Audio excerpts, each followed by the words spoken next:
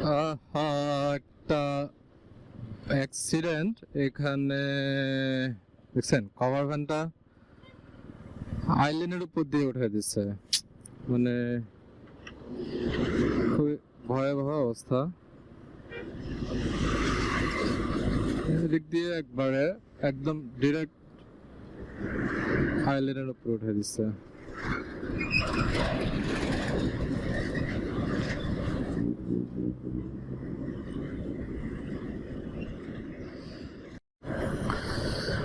মানে reckless driver হলে যা হয়, এটা কি বলবো, একদম মানে আইল্যান্ডের গাড়িটা একদম টোটালি মাঝখান দিয়ে উঠে গেছে, আর হচ্ছে যে চেসিসে গিয়ে মেবি ব্লক হয়ে গেছে। আর কোনো মানুষ হতাহতের ঘটনা ঘটছে কিনা তো বলা যাচ্ছে না।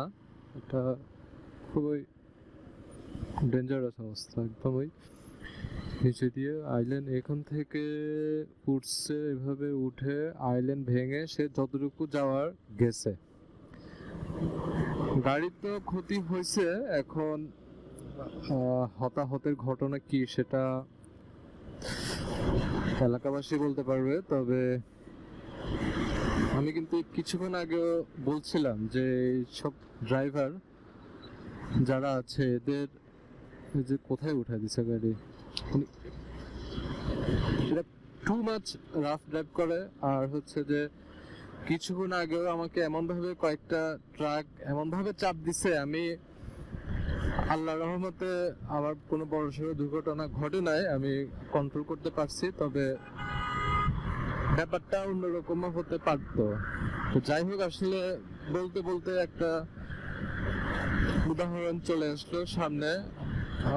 এদের হেদায়েত কামনা করা ছাড়া আমাদের আর কিছুই করার নাই, বিকজ অফ এরা প্রত্যেকেই কিন্তু দক্ষ ড্রাইভার, লাইসেন্স আছে। তো কোন মানদণ্ডে বিচার করা যাবে যে সে অ্যাক্সিডেন্ট করবে না?